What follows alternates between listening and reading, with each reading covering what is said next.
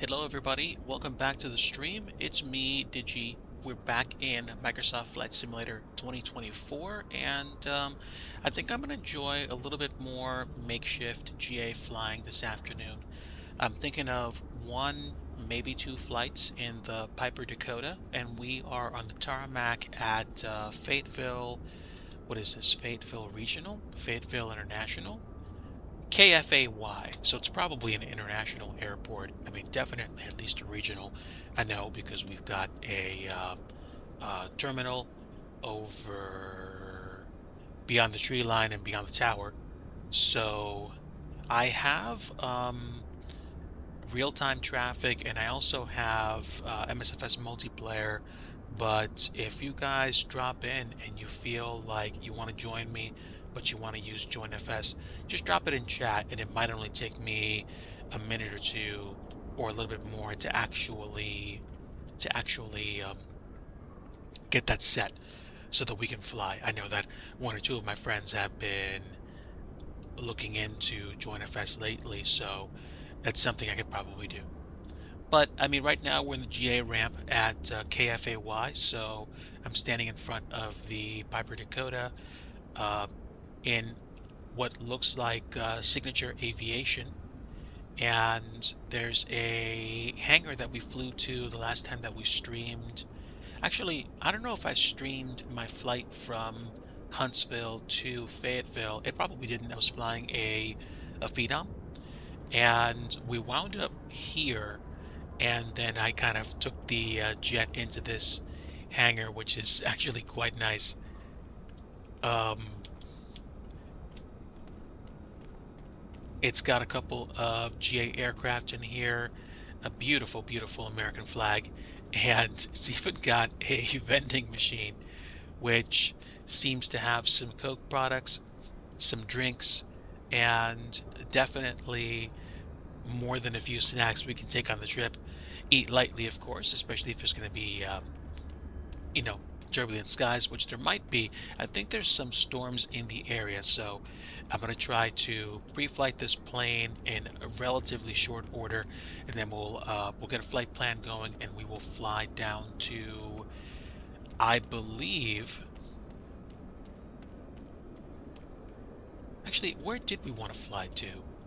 Oh, Columbia Regional, I think in South Carolina. So it's Kilo Charlie Alpha Echo, and I'm probably going to use my Navigraph Charts app to see if I can get the flight plan set.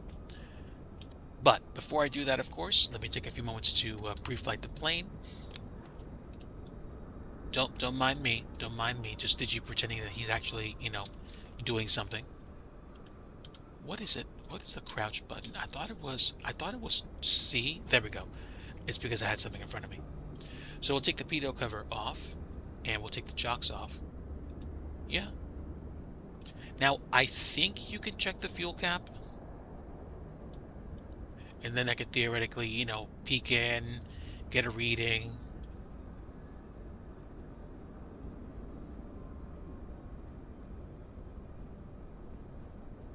At least I think. But the flight surfaces look good.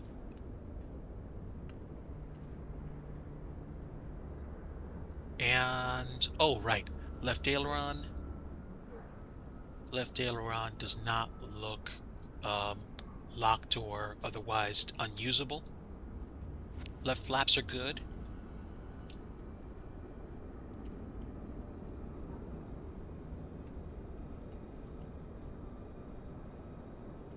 The elevator, I think, has a touch point here.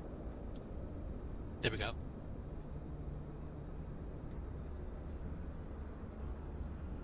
It's good. How about the rudder? Rudder's good.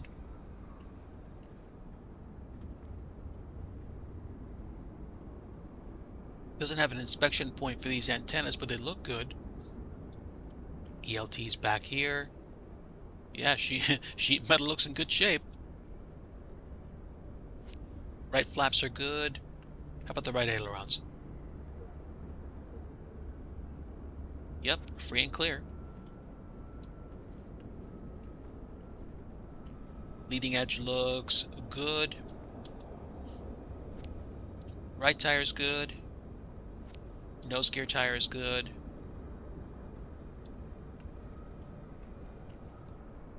Take the engine covers off, of course.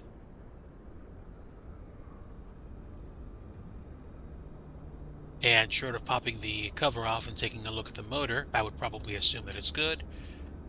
So the right and the front tires are good. And lastly, let's take a look at the left tire. Left tire is also good. Hey, Lyles, good afternoon, my friend. Very good to see you. Hopefully you are doing well and family and friends. We are at Fayetteville in North Carolina. We're going to do a GA flight down to Columbia, which I think is Kilo Charlie Alpha Echo, if my flight plan is correct, which I haven't filed yet. But we're going to fly this little piston-powered plane called the Piper Dakota. It's a nice looking bird, and I liked flying it before. So we're going to fly it again. And as long as this flight doesn't take too long, I might do a second one, which is going to be even shorter. But at the same time, I might also just, hop to a different sim altogether, and then we'll figure out what's up. Okay, so, oh, look at that. Looks like my GSX caught up. So I might actually have GSX help if I stay in the sim. Yay! Okay, this wasn't working earlier and it's actually working now. Or at least I think it is. So that's a win. So again, this is the interior of the Piper Dakota, one of the nicer GA planes that I've flown in recent times, and I think this is indicative of the direction that the Asobo and Microsoft team took with the sim. Instead of having a bunch of default planes that they designed for, minimum flyability, they called on third-party developers to, I guess, license or use their products in the sim. So this is basically a payware aircraft in the sim, as far as I know. As far as I know. So let's do this. The ELT, how's this work? The ELT is on right now. Let's just leave it armed. And I need to turn on some equipment. So turn the batteries on and we'll get the anti-collision lights on. And then we're going to turn on the avionics so that the avionics have a few moments to actually power up. There's a little bit of, I believe, GPS positioning mumbo jumbo that they do when they get started. So it's going to take a little while. Now, what I don't know is if whether or not the weather that's actually in the area is going to make us want to file this as an IFR flight or a VFR flight. So let me see. Fayetteville to, where's Kilo Charlie Alpha Echo? I can't see that, so we'll just do it by hand. Let me share my screen just so you guys see what I'm doing. Usually I get a flight plan filed through simbrief.com. Today, since we're going to be going, at probably a more leisurely pace, I'm just going to go ahead and create a new flight. And we're going to pick KFAY as our origin, where we're at right now. And our destination is going to be Kilo Charlie Alpha Echo. So, Kilo Charlie Alpha Echo is Columbia Metro in Columbia, South Carolina. So, we're going to add that. And now we have our two main points. Airport to airport, it's 128 nautical miles. So at basically GA speeds, this may take me about 45 minutes to an hour. That's what I would presume. If we take a look at the runways available today, runway 04 is not used, so we need to know what we can use for departure. That means we can't take off this way, and there's too much of a tailwind anyway. The winds apparently coming more out of the south. Yeah, so if the winds are coming out of the south, then a southbound departure is going to be what we need. As you can tell, taking off to the east would give us a 12-knot tailwind and a 7-knot a 12-knot crosswind and a 7-knot tailwind. So these I don't think are going to work for us. We need something better. So we need to pick either runway 28, which has a pretty strong crosswind, or runway 22, which is way more compatible with weather. So we'll choose 22, and we're going to choose the Mike Tango Yankee 5 departure. This is the Mountie 5 departure. If we take a look at it real fast, we'll get some details. Top altitude for the departure from runway 22 when we climb heading 218 is going to be 2,000 feet before we decide what else we're going to do. And I'm going to take advantage of the opportunity to go check the weather. So we'll go to windy.com just to see if we can get some satellite imagery for the region. I can see Fayetteville and I can see Columbia, so I'm just going to zoom in on weather radar. You might hear some clicking if it captures lightning strikes. So between Fayetteville and between Columbia, we've got a system, which means we might go to the west a bit before we go south. And if I check skyvector.com, it might tell me whether or not we have convective concerns. I would presume that we do. So, didn't we have a convective just now? Let's see. Where is Fayetteville? Fayetteville. Greenville, Goldsboro. Where is Fayetteville? Okay, well, let's see. Sandhills, Seymour, Chesterfield. Oh, it's south of Raleigh-Durham. Okay, there we go. All right, so I see Fayetteville. There doesn't appear to be anything incredibly horrible, but right now, winds are 214 to 4. Winds are out of heading 210 at 14, gusts 22 knots. We do have the altimeter as 3002.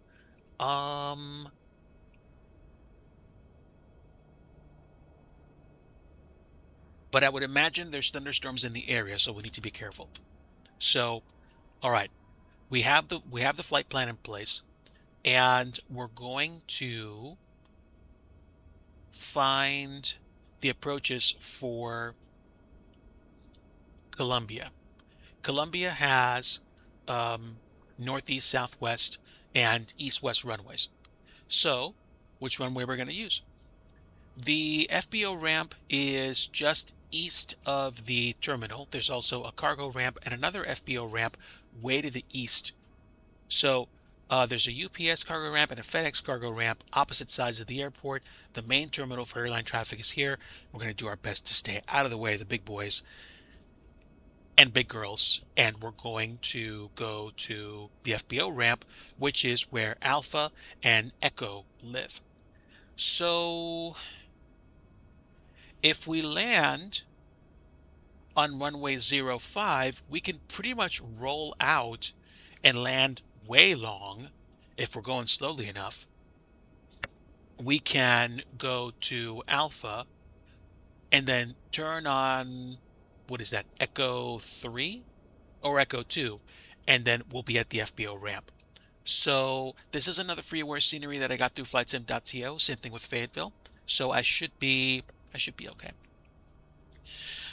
All right, we'll choose runway 05, which means we will have a nice leisurely rollout. I don't have to worry about landing on the numbers, although, you probably should. And that means we can pick 8 approaches.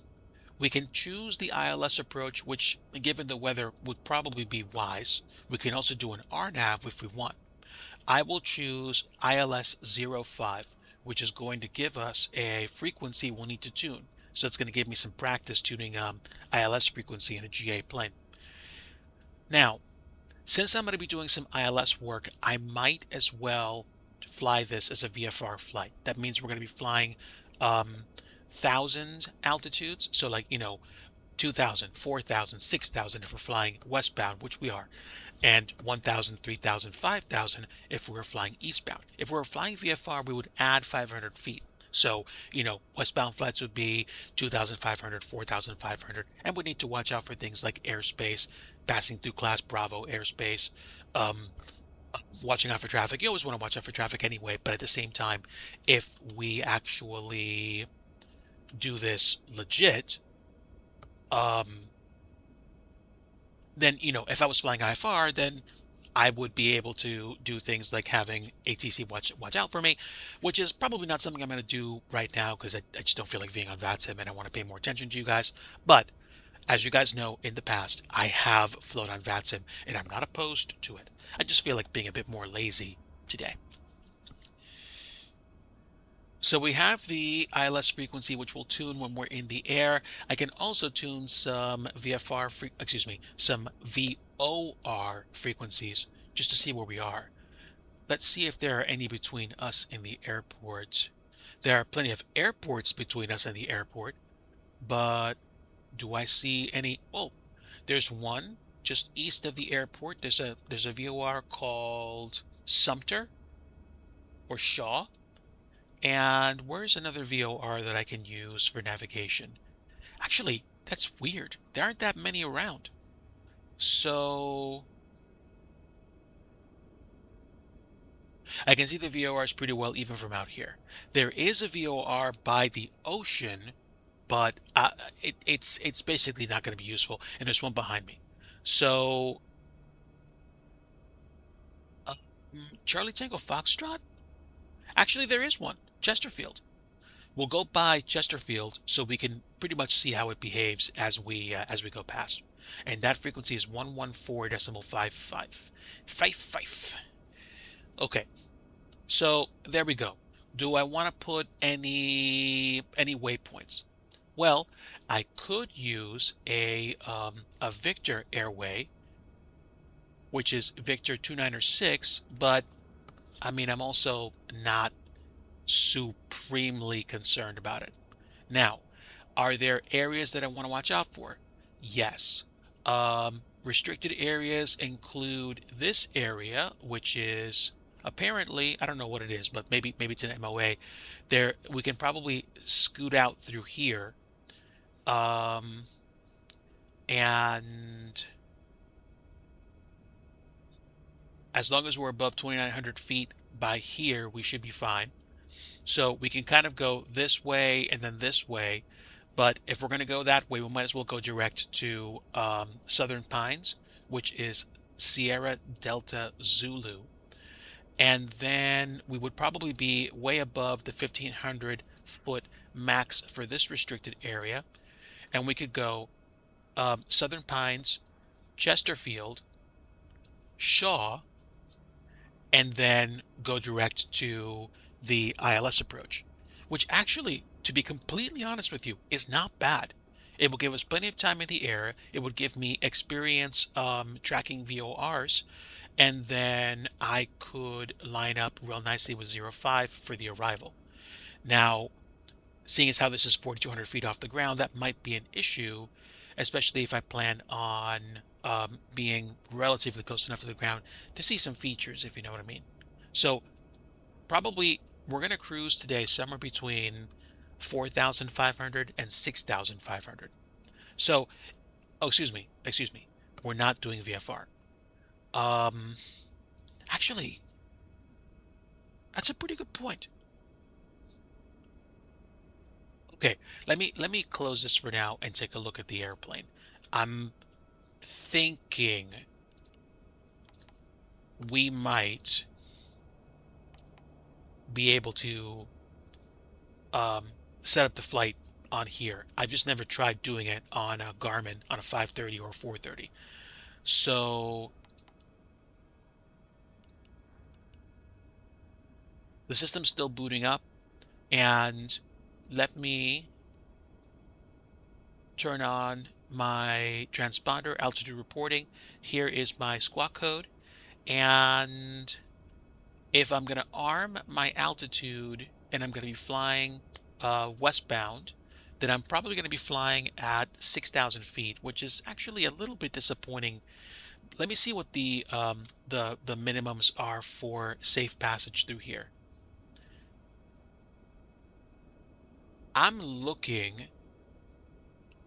and with the exception of one area just north of Columbia, it looks like I could actually fly at 2,000 feet as long as I don't interfere with, I guess, much of the airspace that I'm flying around. It's gonna be a bit tricky, not gonna lie. So let me see. If I look at the airports, there's a lot of Class Delta airspace that I guess I'd be flying through, which wouldn't necessarily be a problem in my opinion, because again, I'm not flying on VATSIM. But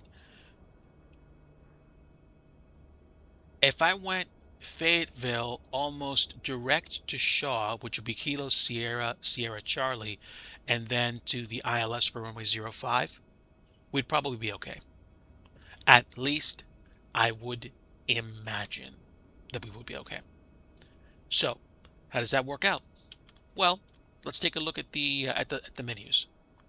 Set up map, change fields, restore defaults. So we're at FAY, fuel planning, trip planning. I don't think that this thing will actually let me file a flight plan. Oh wait. There's a flight plan page. There we go. Okay. So let's put in KFAY.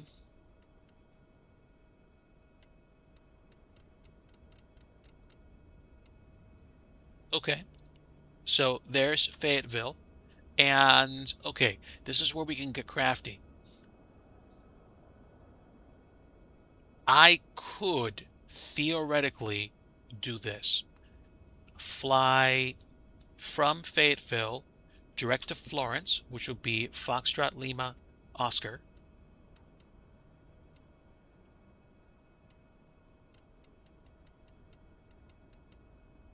Foxtrot Lima Oscar. Flow. Southeast USA. And then I can fly direct to Shaw, which is Sierra Sierra Charlie.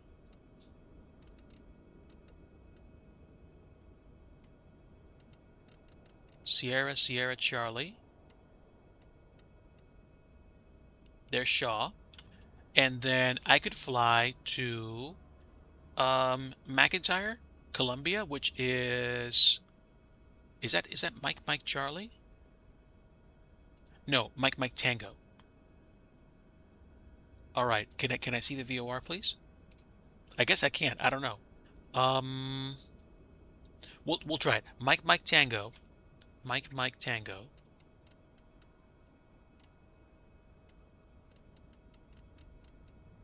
That should be McIntyre if I got it right. Yes, there we go. Yep. Yep. Okay, and that's it. And then basically I would probably go direct to Columbia, which is Charlie Alpha Echo. Man, I haven't messed around with small computer like this in a long time. Okay, so there's a flight plan. Out of Fayetteville, we'll go direct to Florence, then Shaw, then McIntyre, and then literally the Columbia VOR. Now, this is the hold short point. We're not going to hold short there. If we did, we'd be making left turns, 155 and 335 degrees. And then what we do is we need to tune the ILS for 108.905 at 052. 108.905. Where does it show? Where does it show? Okay, so there's a flight plan, and this is the nav frequency. There we go. That's volume and nav frequency. Where's the nav frequency setup? I can tune headings. Actually, it's not a bad idea. Let me tune a heading of 218, I think. Let's get this going. And it helps if I'm looking directly at it. So that's 22012. That should be 218 or pretty close to it. And let me actually get the fuel pump going and make sure I have enough fuel for the flight. So flight performance, mass and balance. We're going to do fuel right now. I'm just going to go ahead and take 75%. And our flight should not use up that much fuel. And that just means I'm going to be ferrying myself. Um,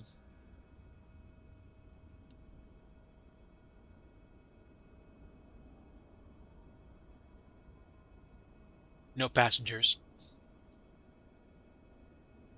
And just for the sake of argument, say it's 200 pounds.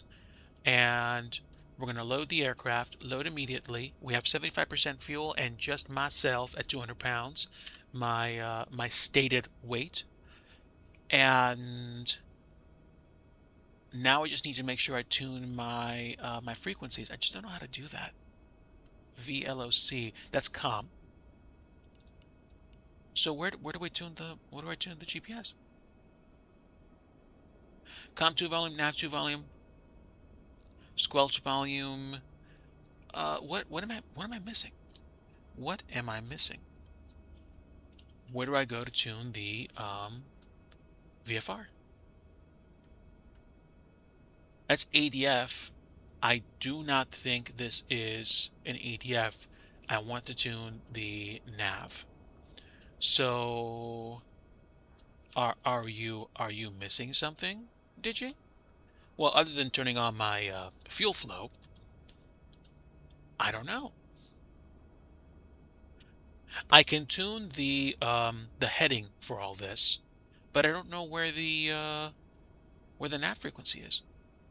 But with that said, we have the fuel pump on. I'm going to go ahead and get this plane started because I don't want to run the risk of this actually being a problem. Um, Engine propeller full forward, mixture full rich, and I'm going to give it a little bit of juice, and then turn on the magnetos.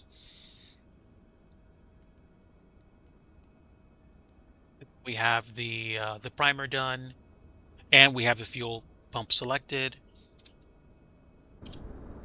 and there's nobody around. Clear left and right. We should be fine. Let's go ahead and start it up.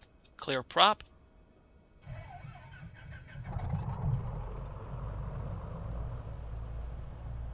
Okay. All right, that's going to give our battery the juice it needs to not expire. And I'm going to turn the pitos on now, just so we have what we need. Panel light intensity is all the way up. And can I not answer the question correctly? Why is it that I can't find the place where I can tune my... Oh, wait, VLOC standby frequency.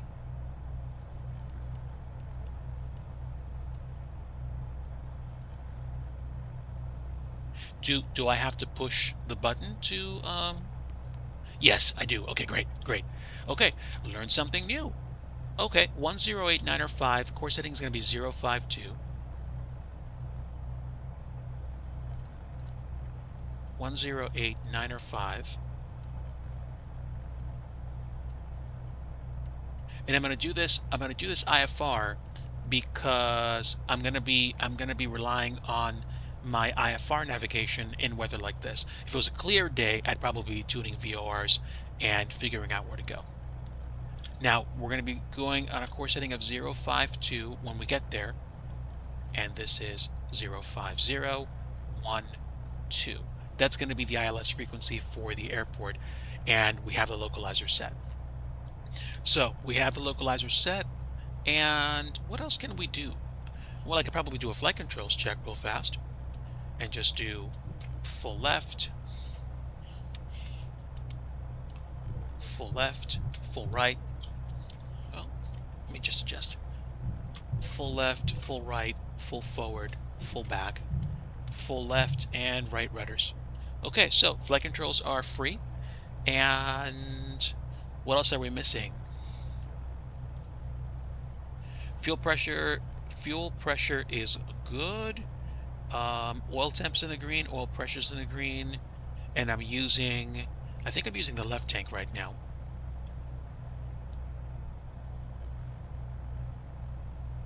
So there we go. If we fly at 2,000 feet and we stick to the plan, which is, where are we? Colombia, then the flight plan that we're going to be going through right now, at least, means we're not going to have a problem. We're going to be at least 500 to 600 feet off the ground most of the way, with the exception of the immediate area around Colombia. And north of Colombia is what I want to watch out for, because there's a range that I want to avoid. But that's it. Okay, so we've got the IFR flight plan in place, and we can fly the ILS in. Again, not necessarily that I'm chickening out of flying VFR, but I would definitely be doing something close to scud running in this weather. So we're good. Let's go ahead and release the parking brakes, and we'll get going.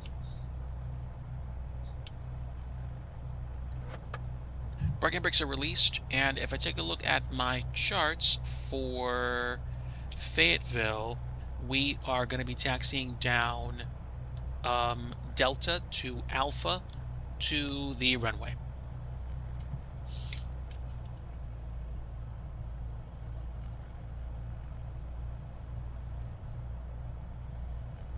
Very responsive runners.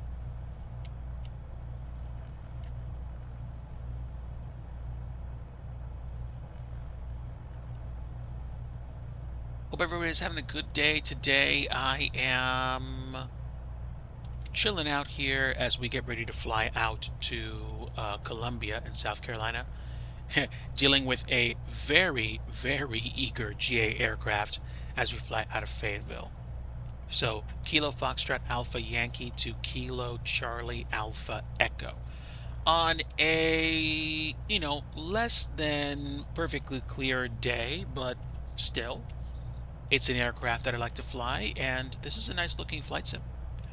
I tend to favor FS 2020 for things like airliner flights, and when I know that I want to have good performance.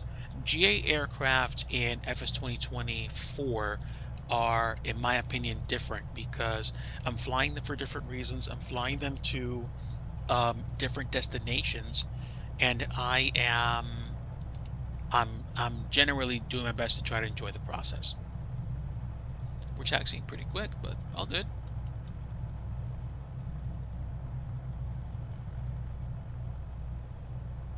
We're going to hold short before we take off from runway 22 and just make sure the aircraft is in a good state. I will be using navigation and IFR to get us where we need to go, and we'll see what happens.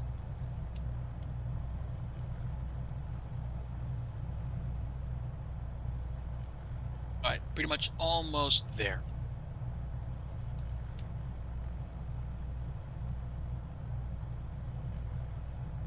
Thanks to anybody stopping by or hanging out or lurking or watching the replay.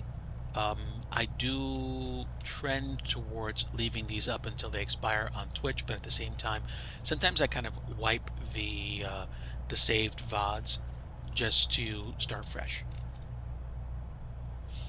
Okay, so parking brake is set. Let's go ahead and do a quick check of systems. There we go. I thought we had it, but whatever. I think it just doesn't want me to use the mouse for some weird reason. Oh, okay, because there was some drift in the throttle sector. Yeah, oil pressure is still green, oil temp is still green, fuel pressure is still good. I'm gonna leave the fuel pump running, because if I turn the fuel pump off, it doesn't actually, turn the plane off. This is just before takeoff, before landing kind of thing. Return landing lights on. We've got anti-collision light and pitot heat on. Carb heat may or may not be an issue, depending. I'm going to leave it off for now. And we have the departure heading set to, I thought I said 210. Yeah. 218, excuse me. So that's what is that? That's 220. 218. It should be 218 or pretty close to it. All right. Are we real time?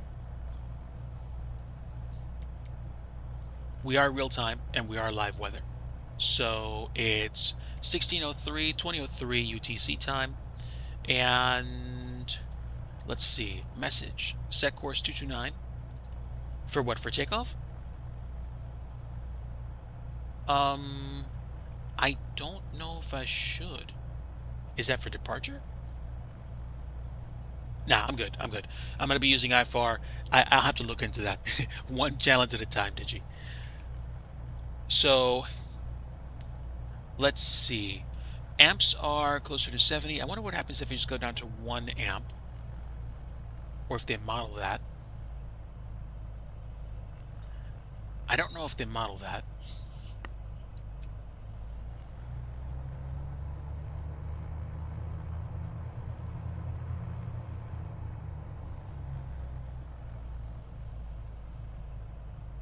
Let's see.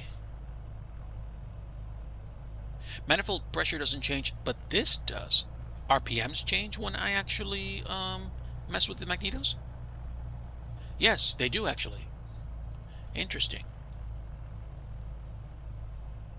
Okay, I might have to learn more about what that does, but there's not much of a deviation, so okay. And yeah, we're altitude reporting, so we're ready to squawk, or we are squawking. We would definitely be more Charlie on VATSIM. And heading is set to 218, so I can use heading if I want to. I'll turn the yaw damper on for departure, and let me take a look. Don't see anybody in my vicinity, and I don't know if this actually tracks traffic. I'm assuming I would see something, but I don't. Okay. All right, fair enough. Let's go. Park and brake release. And let's do flaps 1, or first notch flaps.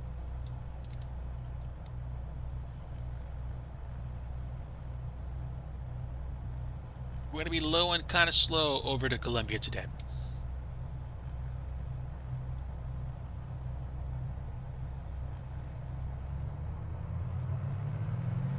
All right, fairly steady. And full power. Got a bit of wind. Ailerons the other way. we bounced the plane on departure. We already had wind at like, oh, we accelerated really fast. Wow. That's a first. I bounced the plane on takeoff. Okay, positive rate, gear is welded. There goes the airline terminal at Fayetteville. And that's us. Okay, ease off on the rudder. Give me a little bit of trim. And here's what we'll do. We will turn on autopilot and turn on nav.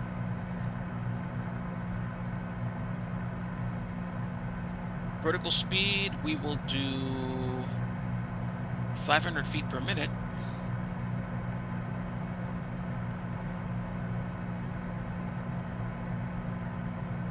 Got the throttle back just a touch.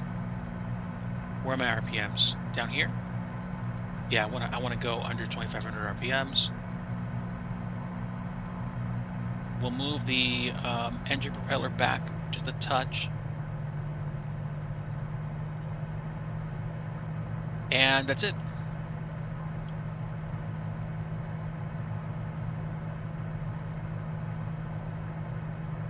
Okay, it is a bit of a windy day, and we do have a little bit of turbulence, but 2,000 feet should definitely be enough for scenic route, and hopefully we will not have issues with weather and or traffic. One thing I don't know about this is how to actually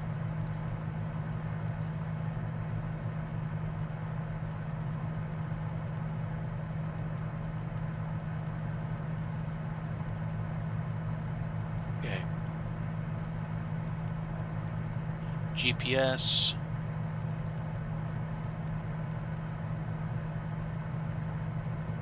GPS.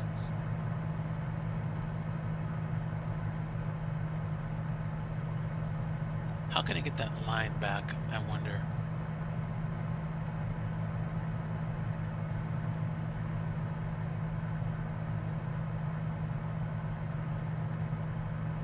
Do I want to worry about selecting the approach? I'm not sure. Well, I guess I could.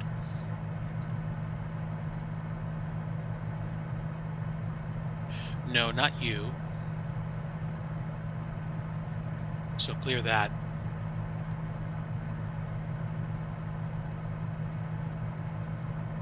Charlie, Alpha, Echo.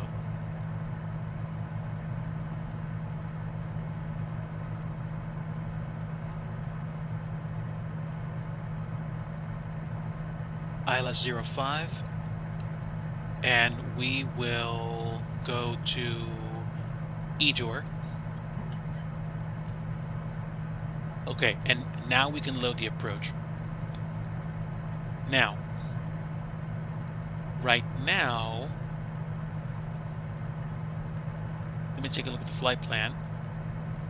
And we are currently headed to Florence. At least that's what it looks like.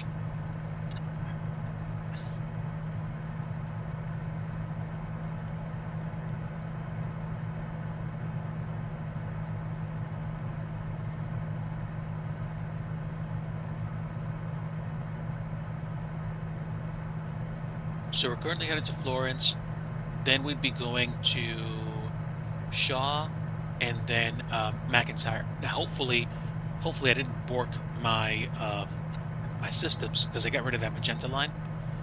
But the flight plan does say we're heading, first waypoint's Florence. Now, if I take a look at my system.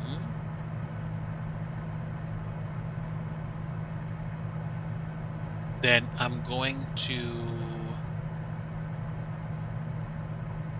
say direct Florence, direct Shaw, direct Mike, and then done. And now we'll see whether or not this actually works. It does look like I'm still tracking towards flow. So we'll see whether or not that works.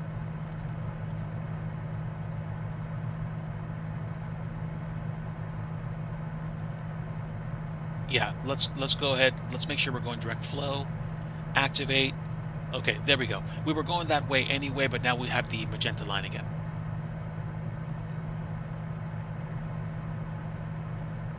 So apparently this tracks it. And we do have some weather, so this will be a very good idea. And speaking of low and slow, we are at 2,000 feet. We're holding steady. And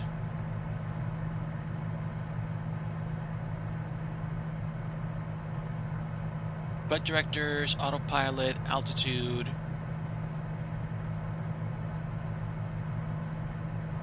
Oh, right. There we go.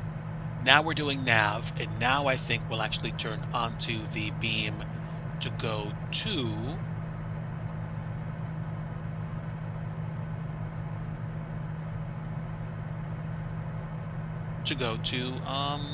Florence.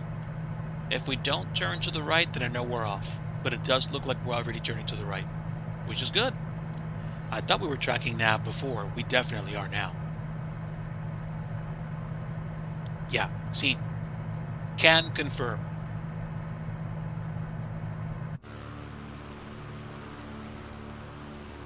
Yeah, like I said, rain and storms in the vicinity, but other than some downpours, we'll probably be fine.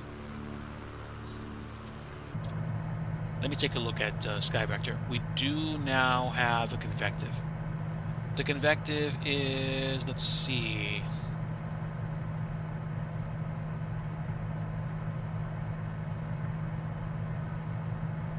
Convective Sigmet 17 Echo, valid until 2155 Zulu.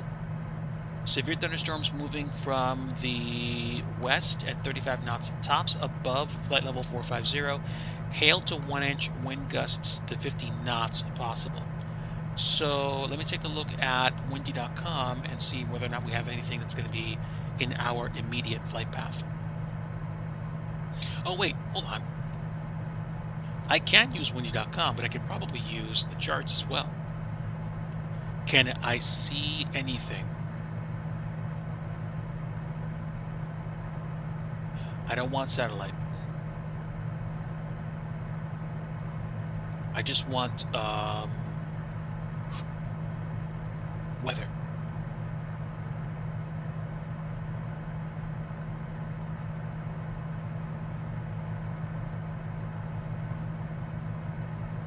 That's weird. I don't see any weather. What's wrong?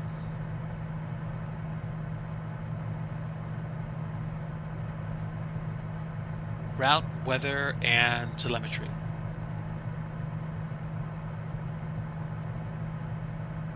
Oh, well, you know what would be good as well? For me to tune my my altimeter.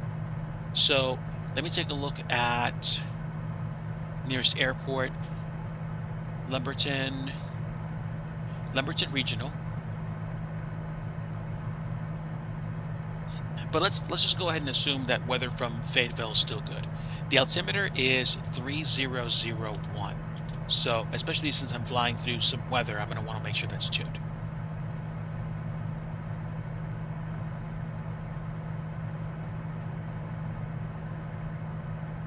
Let's see, 3001.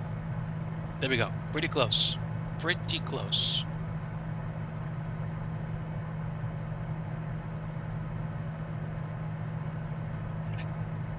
Looks like I dropped the blanket. Let me go ahead and fix it real fast, chat. Be right back.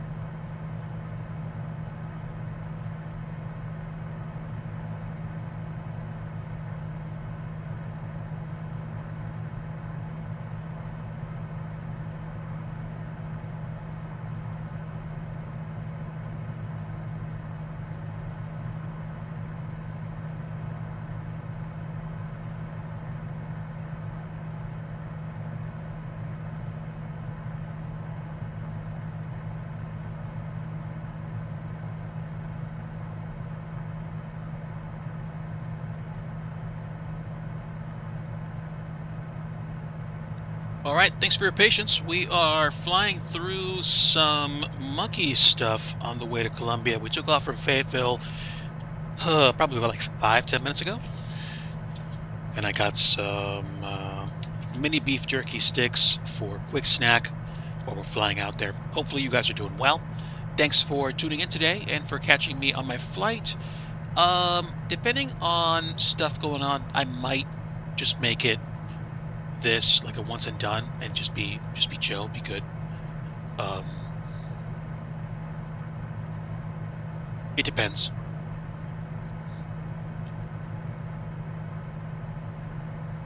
Yeah, I was up till 4 a.m. last night. About 4 a.m. last night. I slept till just before noon today, so my sleep schedule's definitely off.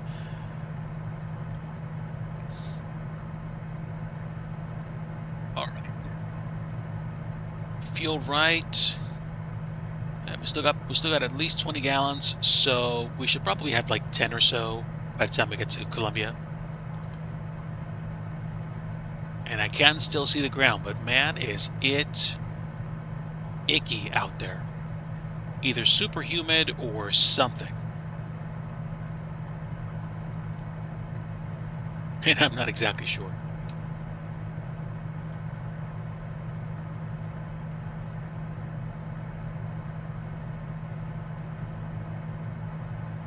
Yeah, I'm not sure.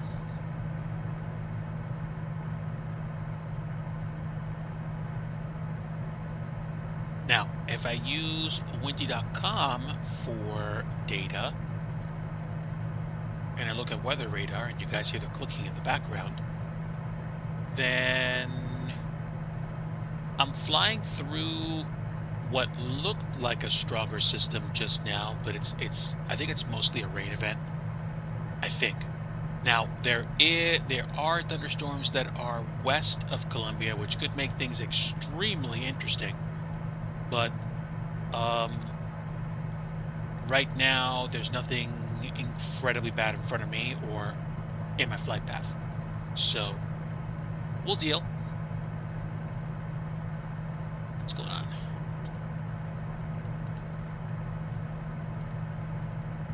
Why does my course need to be 229? Don't know. Heading and CDI.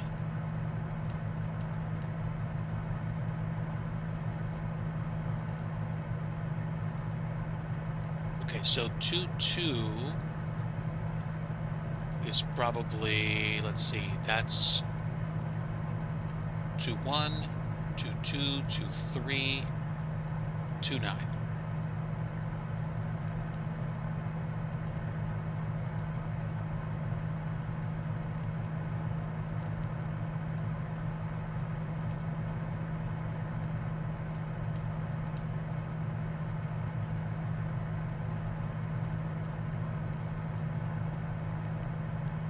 Future 9 course set.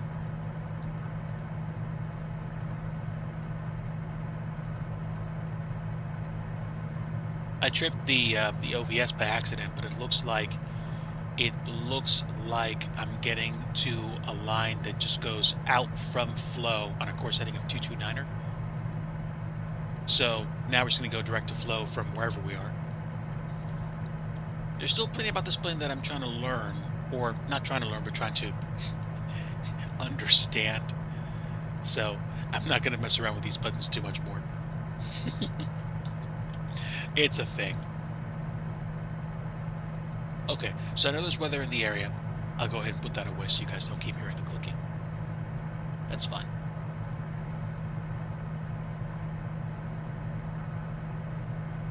Didn't pick the best weather for a flight, but I don't necessarily want to do, clear weather. I also don't think I have a problem with icing right now. Number one, because I'm pretty low to the ground. And number two, because I'm not flying through crazy bad weather. Now, hail in a plane like this would, I'm assuming, be an issue. But we're all right.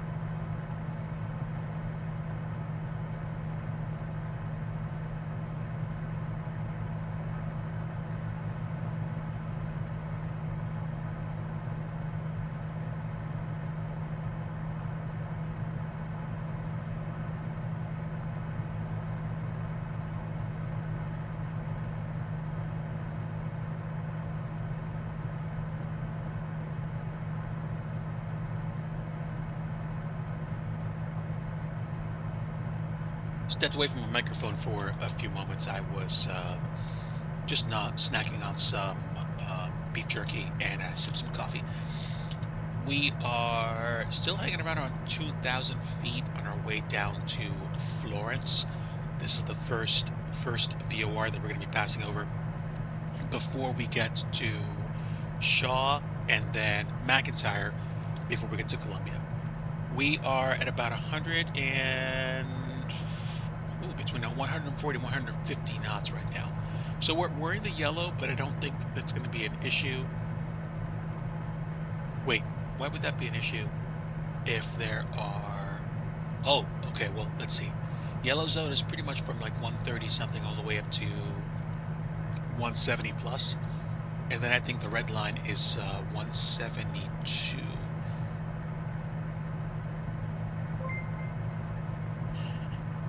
Moose, good afternoon, my friend. Welcome aboard. Hello, everybody. Welcome, Raiders. My name is DIGI. We are flying in Microsoft Flight Simulator 2024. We're flying from Fayetteville, North Carolina to Columbia, South Carolina in the Piper Dakota. Rapidly becoming one of my favorite GA aircraft to fly in the sim. Moose, thanks so much for the raid, my friend. May the Lord bless you and watch over you in Jesus' name. We've been flying for about, I want to say like 20-ish minutes at this point, and we're flying around 2,000 feet, so we can get a good gander at the Earth below. This is definitely not standard fare for me. I'm usually like, in a business jet or in an airliner, like around flight level 3-something-0. So flying low and slow like this is sometimes just really nice to do. Thank you, Moose. Thank you. Moose, if you could be in prayers for myself and my wife, I don't know, hoping for a miracle that she would go in sooner for surgery. She has something set up later this summer to help with her existing condition that I've talked to you on stream and in the past about. If it's later in the summer, then that's Yahweh's will. But if it can be sooner, that would be wonderful, because then she'd be able to start doing a lot more stuff, and that would probably, make her feel really good. That's my hope, at least. That's my hope. Also, of course, trying to, get into a better financial situation so that I can support the family better. It's nobody's fault but mine. And the Lord has his reasons for the situation that I'm currently in, so I'm certainly not blaming him. But, folks, thank you so much for stopping in today. Appreciate the company. We are... How far away from Florence are we? Actually, you know what? Let me keep this view the way it is, because I can usually go here and look at it. Flight plan, we are about 17 nautical miles away from Florence. Then Shaw would be another 43, and McIntyre would be about 17. Then we're going to transition to the ILS for runway 05 at Columbia, which is kind of neat, not gonna lie, although I think this should also work if the ILS is tuned when we get on the approach. Now, where are we? We're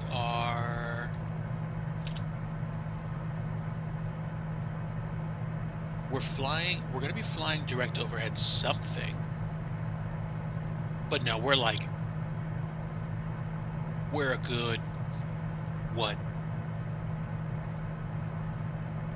Yeah, we're still like a good 15 nautical miles away from Florence, so we're good. I switch hit between flight sims from time to time. I like flying X-Plane 12. I still like flying FS 2020, which was the original Microsoft Flight Simulator reboot that happened in the summer of 2020. And this is, of course, Microsoft Flight Sim 2024, which is good. It's definitely got the graphical updates that make flying in the sim so nice. It is no joke when it comes to beautiful vistas. I find FS 2020 performs better on my system because I can use DirectX 11.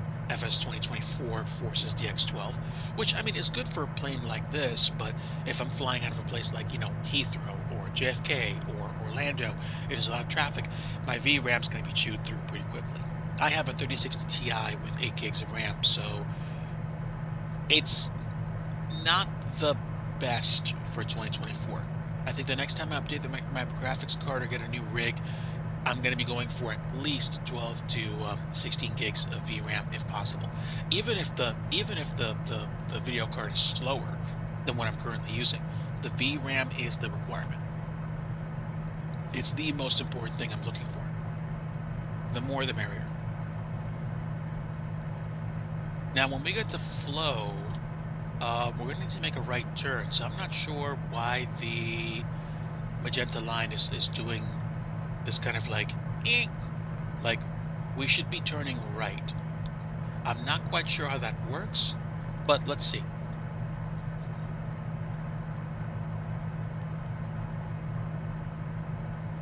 Yeah, we're about 11 nautical miles out.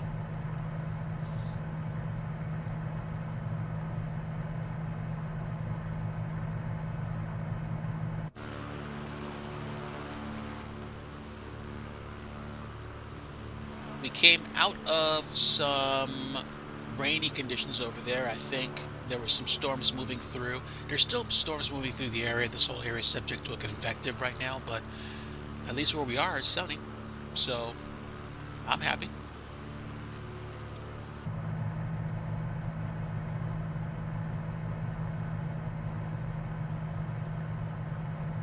Okay, about 9 nautical miles away now. So we'll see whether or not this actually behaves the way it's supposed to when we get to Florence, because the flight plan should take us to Shaw next, and that is going to be a right turn.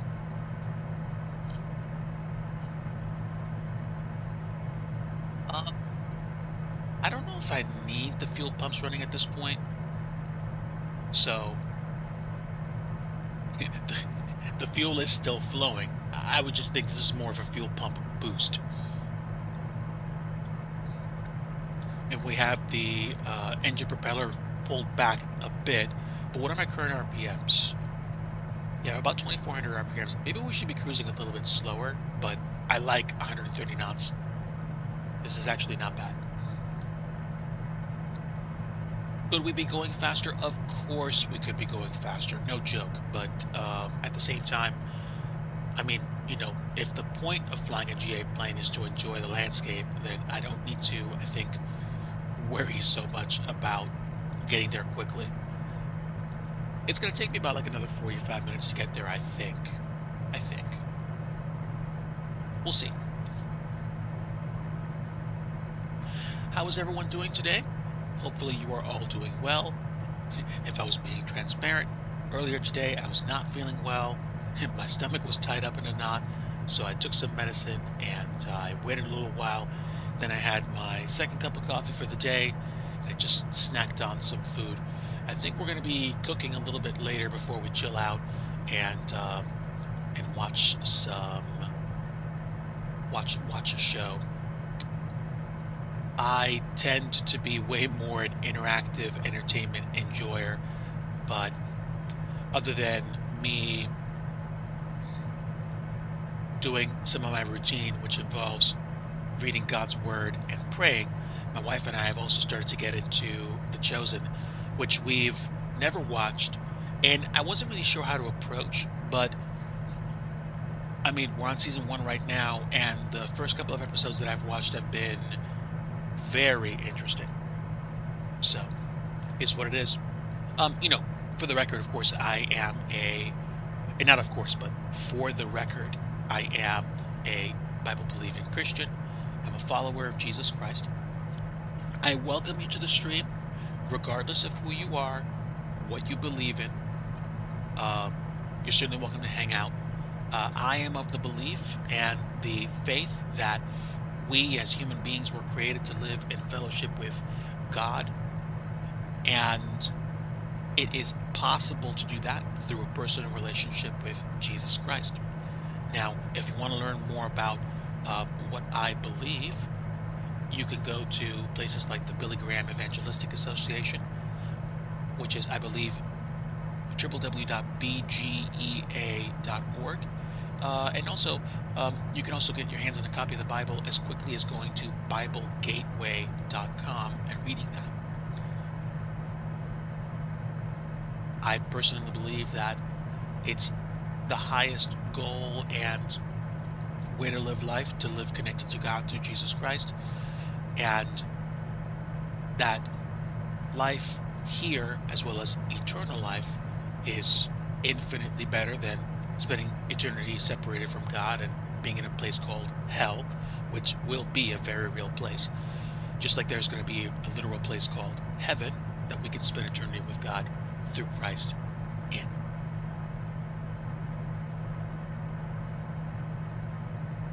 Weather's turning out to be really nice.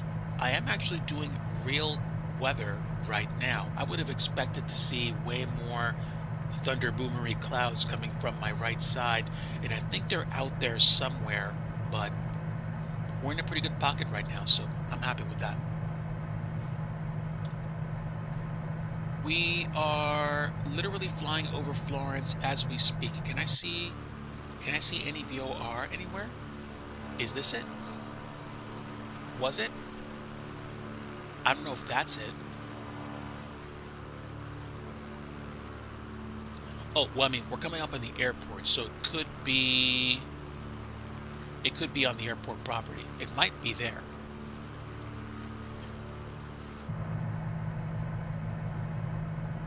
Okay, actually we passed it. So I think it was back in the field. So that means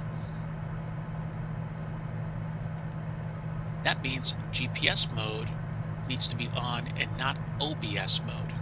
So now we're turning direct to, I believe, Sierra Sierra Charlie, which is Shaw. There we go. Yeah. So boom. Now, I like to push buttons a lot, so I think I was literally deleting direct connections. I also don't know how the magenta light flows on this computer, but I know we're going direct to Shaw right now, and it is about 40 nautical miles away. So at 140 knots, it's going to take us a little while to get there, but not hopefully too much time. Currently, we are flying over the city of Florence, and we flew over Kilo Foxtrot Lima Oscar. Now, there was an airport not that far away from here. Airport ID is 74, I believe, and it was literally called Chicken Coop, which is pretty interesting. So, would it be safe to say we kind of sort of flew the coop? I don't know. Welcome to Florence. Airport is right over there, and it looks like we have a little downtown area right here.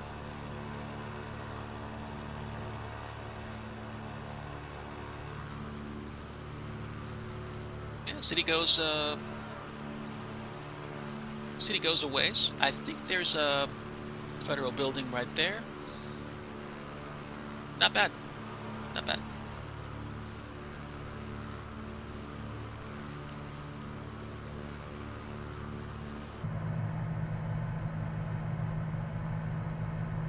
"36 nautical miles before we get to Shaw at this point."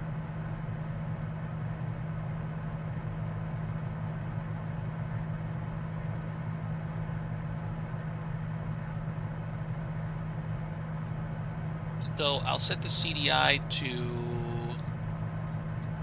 what, I wonder?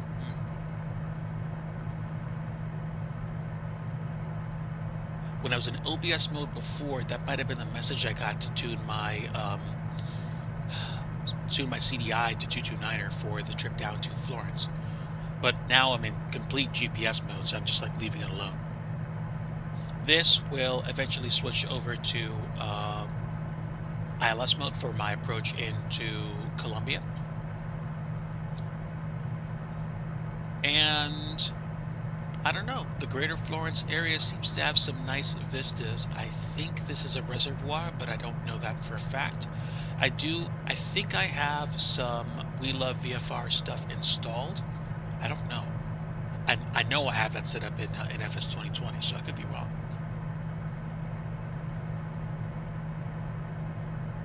But it's nice to fly over the landscape when you're low to the ground. You see this stuff when, like, you take off or land in an airliner. The draw, of course, for, airliner flights is that, you get to where you're going relatively quickly, even if you're flying across the country. Whereas if you took a train, you'd be doing that over the course of 3 or 4 days, 7 days if you were like going from New York to Seattle or like Los Angeles or something. I mean, this would take you what? If you flew GA from one side of the country to the other, it would probably take you what, 3 days? If you were fairly consistent and you took you had reasonable accommodations for rest, I would say.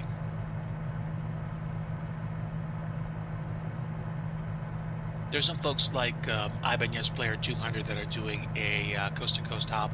I stopped in on Sim Mr. Egan earlier today.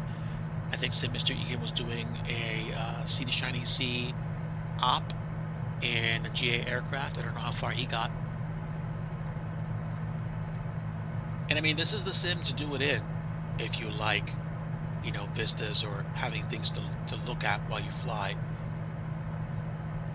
I'm certainly not knocking airliner flights. I've done plenty of those on stream, and bizjet flights too. I like flying to places. I like being on point, so to speak, and getting my stuff done. But there is a charm to GA that I'm beginning to appreciate a lot more these days.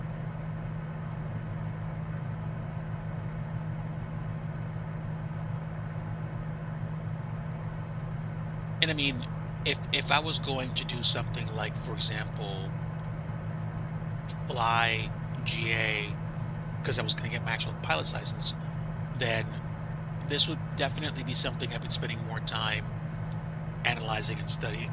I want to get to a place where I can block out a period of time to focus on and actually commit to getting a pilot's license. I figure it would probably cost me somewhere around maybe $8,000 to $11,000 if I blocked out like a 3 or 4 month period where I basically went all in on learning and practicing and flying with a CFI with a reasonable amount of discipline. I'm assuming it's probably doable in 4 to 6 months if I was consistent and did virtually, nothing else. If I was a little bit more relaxed and I took it as an ongoing process, I would imagine I'd probably get a pilot's license in maybe 8 to 10 months. Or maybe my numbers are way off and it's actually a lot longer. But if I averaged it out, I'd probably say somewhere between 9 to 10 months, I would probably have a pilot's license. Now, of course, again, like I said, I'd need the time for that. I'd need the money for that.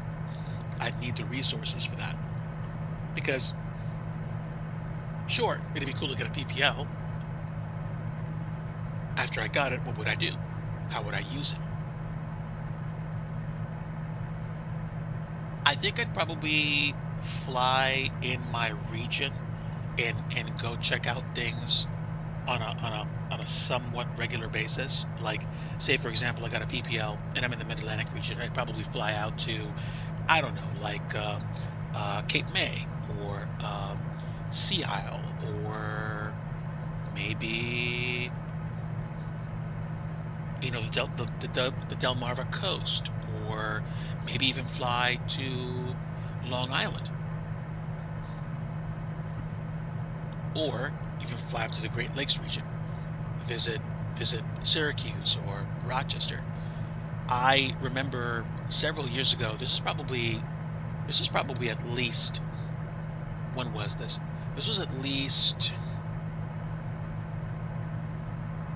10 to 13 or 14 years ago, I went on a trip to the Thousand Islands, and I did that in the fall, in the late fall.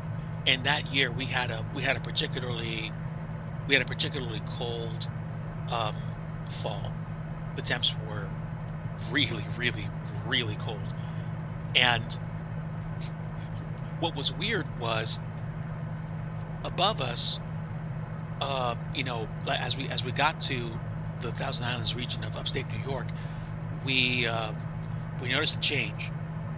Like below that region, the temps were so cold that basically the leaves had largely fallen off the trees.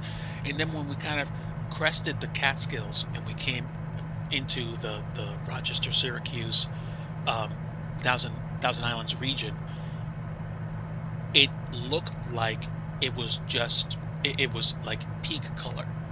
There were a lot of different colors in the leaves and the trees, and it was so picturesque. We took a boat tour, and we got to see some islands from the boat. We actually got to set foot on, I think, or get to, I think it was called Bolt Castle, and it just the view and just the scenery out there was so picturesque, so nice, so nice. I appreciated the trip.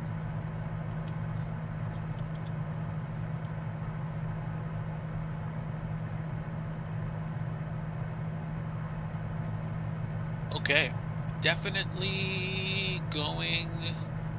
I think we're going to Shaw. I want to say we're going there. The thing I'm doing right now, or the flight plan that it looks like we're doing right now, looks like we're going to McIntyre and bypassing Shaw, but I think there's some winds right now. Let me actually take a look at windy.com real fast and see what the winds are at my present position, or pretty close to it. So we got to Florence, and surface winds right now are out of the southwest at 6 knots.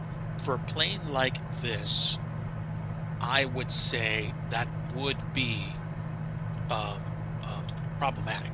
So, not problematic. It's definitely going to push me off the flight path. At least I thought it would be.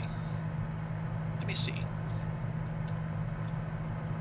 We are going to Shaw, though. At least it looks like we are, because that's where we're pointed and we're GPS mode. Nav is on. So yeah, I think we're good.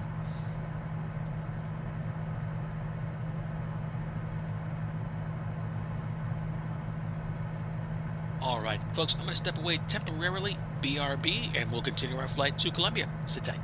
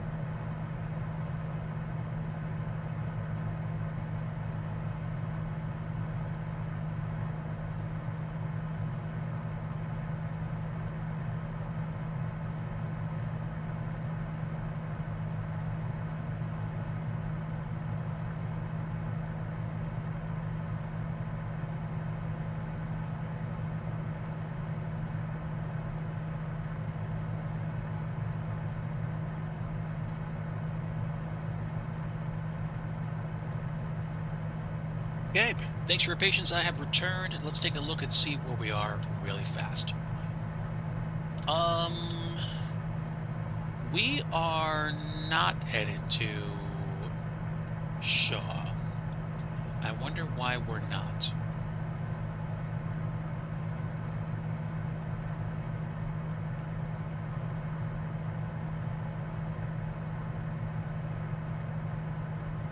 Let's see.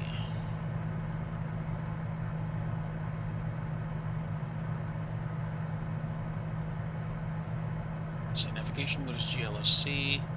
Navigation mode is GPS. So if I go nav,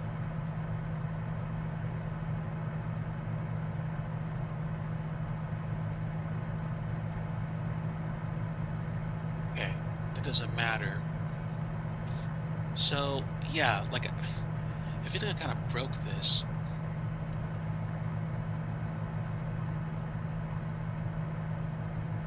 We're not turning towards that waypoint right now. At least I don't think.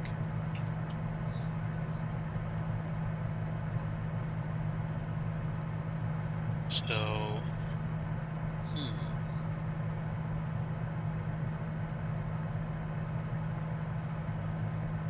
It's mode GPS right now, but I'm not tracking. So why am I not tracking?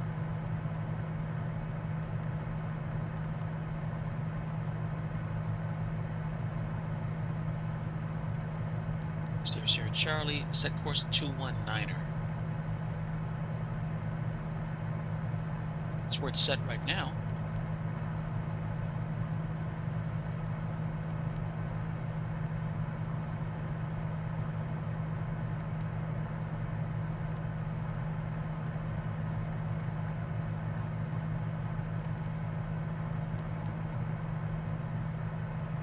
So now I activate it, so now I'm going direct to Shaw.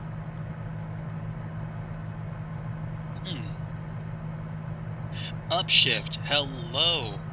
Thanks for stopping in today. Good to see you. Welcome. We are in a Piper Dakota and we're flying to Columbia today. I'm messing around with the Piper Dakota and we are enjoying some time at about 2,000 feet as I seemingly prepare to land at an airport nearby. I do think this is a military base though, so I'm not going to be stopping in today to say hello. Otherwise, I think they might have a slight problem with that. Maybe I'm wrong. But we are going direct Shaw, and hopefully the rest of the flight plan will kick in at this point. Here's my bird. It's got some nice fairings, and it's a nice little livery. We flew out of Fayetteville probably about an hour ago, I'd say. A little bit more than an hour ago.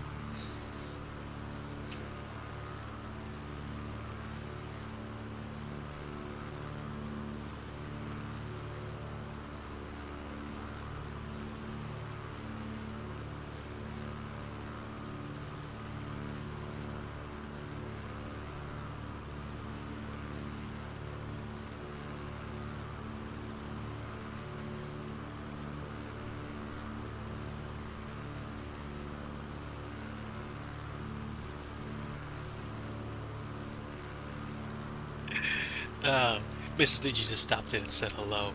She dared me to ask a question. Would you guys mind donating to a Take My Wife Out on a Date fund?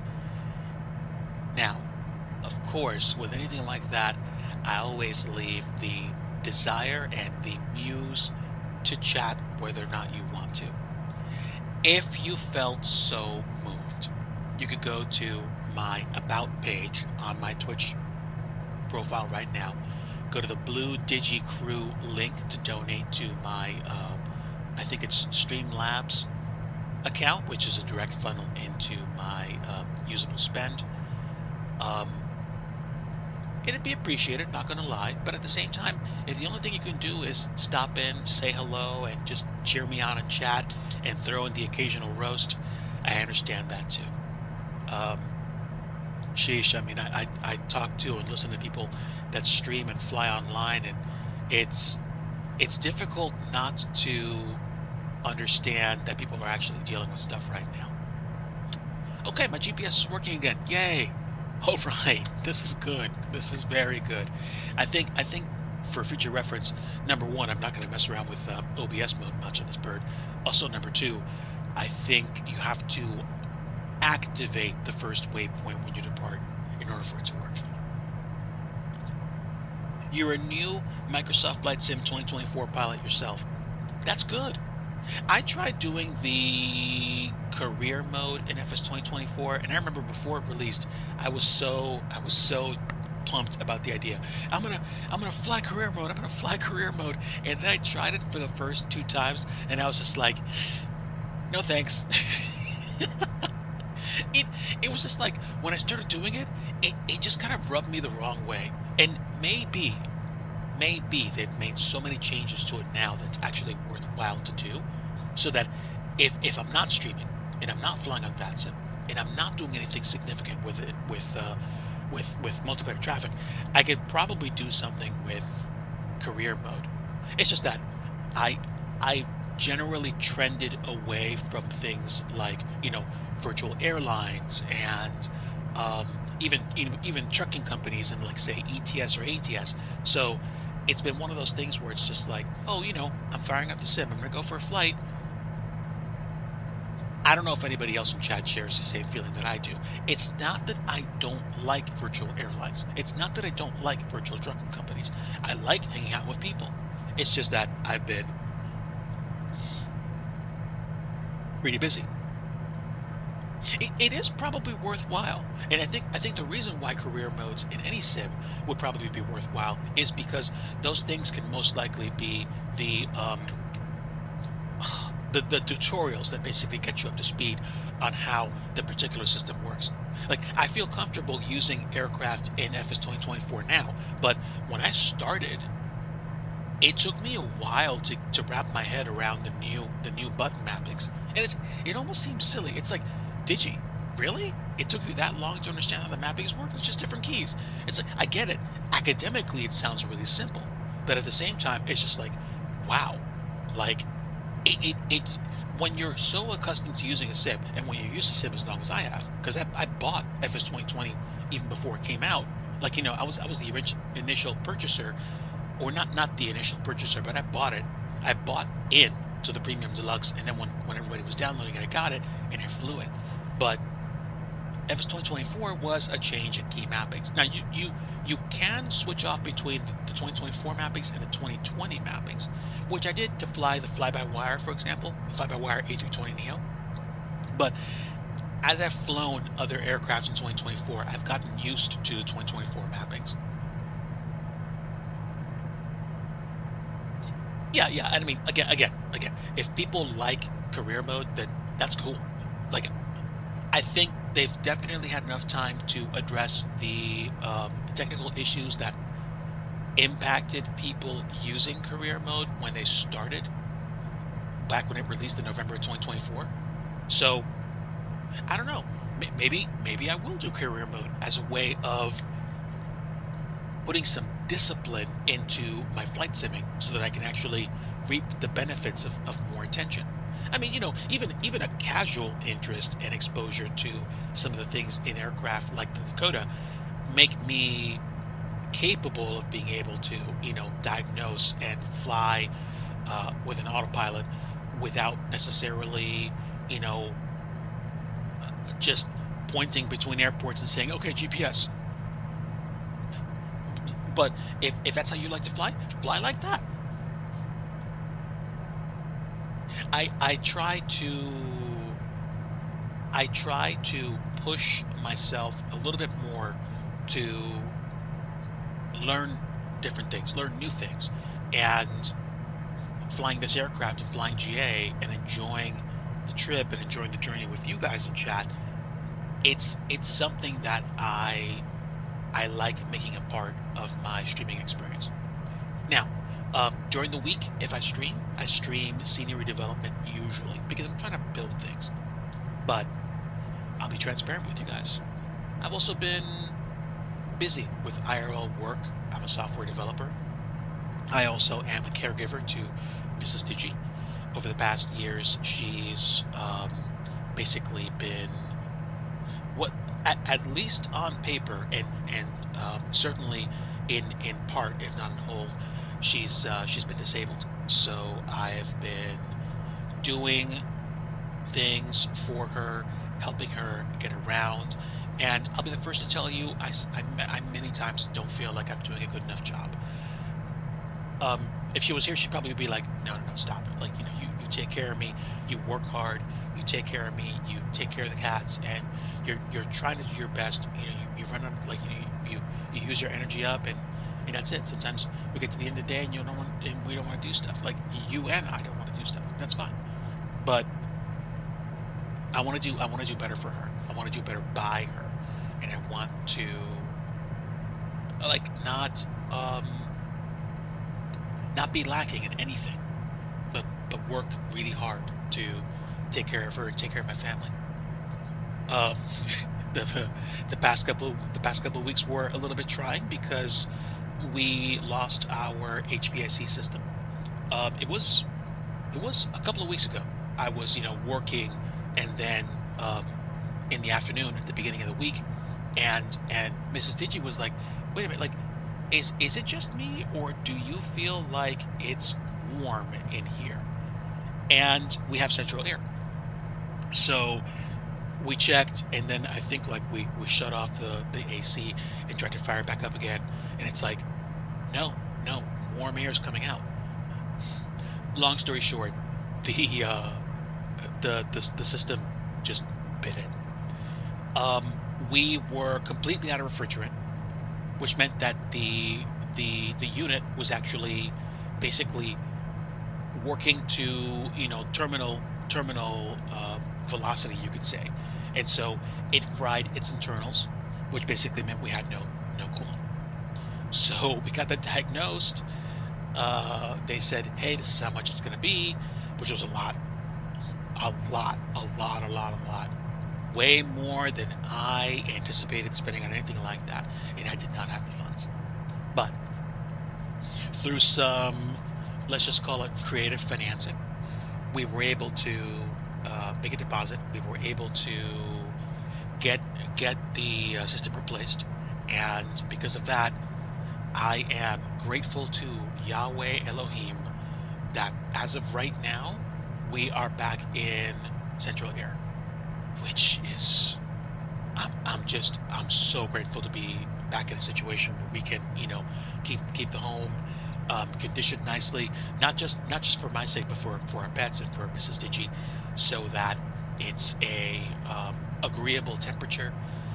And I mean, like, stuff is expensive in life, and this was not cheap. But I'm also grateful that we actually have the ability to enjoy an air conditioned house, and I'm not taking it for granted. Upshift.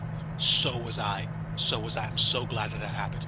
Um, we had to get a lot replaced, and it took longer than I would have liked. There were, let me see, one, two, three.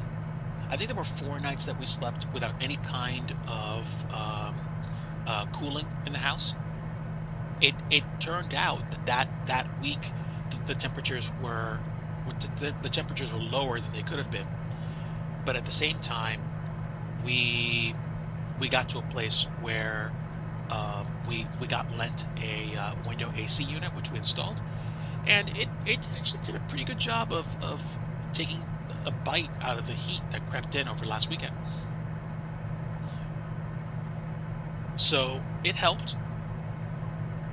And now that we're back in a place where we have central air running, it was definitely appreciated. And if we thought the central air worked well before, man, it works really well now. Bumpy air. Um, yeah, we got some winds and some bumpity bump in the atmosphere. So, is what it is. I don't know what that building is, but it looks cool. Probably a plant of some kind.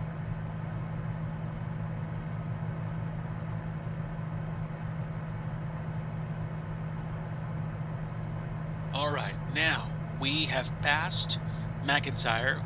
We've gone through Shaw, and we are on our way to the ILS approach for runway 05. Let me go ahead and review what the ILS is going to be. EDOR needs to be at 2,200 feet. We're at 2,000 right now, so we're going to be a little under the glide path. I could even go direct to up now and get set up, but I'm not worried about it. I'm just going to take it my sweet time. And once we get on the ILS, up now is where the GPS will kick in, and then, excuse me, the glide path will kick in. And it's going to be course setting 052, which I believe my VOR is already tuned for, or my VOR, you know, my OBS right here. Now, I might have to activate the OBS needle once I go to the ILS approach. If I don't, this will probably kick in when I'm turning the final. We'll find out. We'll find out. I thought there was an approach button on this. Let's see. So, range, menu, VNav, procedures. I think I need to activate vectors to final once I get close. So, I think when I activate vectors to final, it will actually kick in.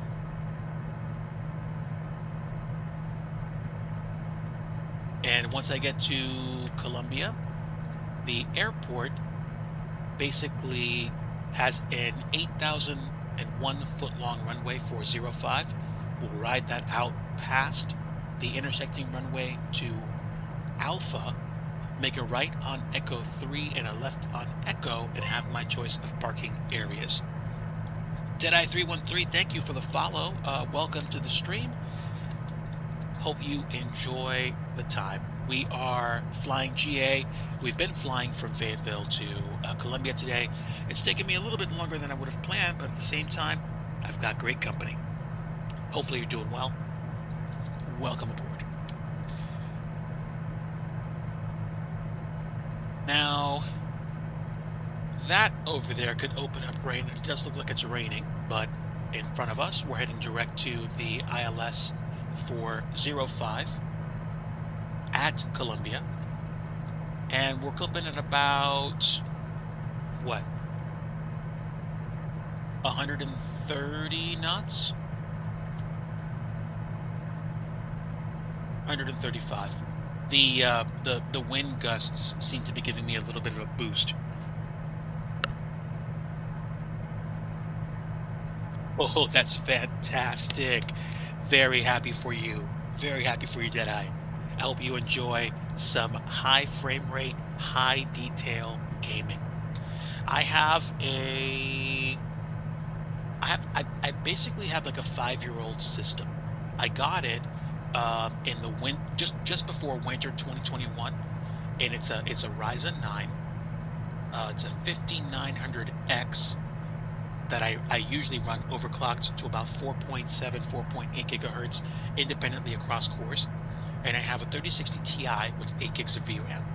Now, on a day like this, GA flights where I'm not flying somewhere with a lot of details, this is great. If I want to do airliner flights, I'll use Flight Sim 2020, which is the older version of this sim, which lets me use DirectX 11.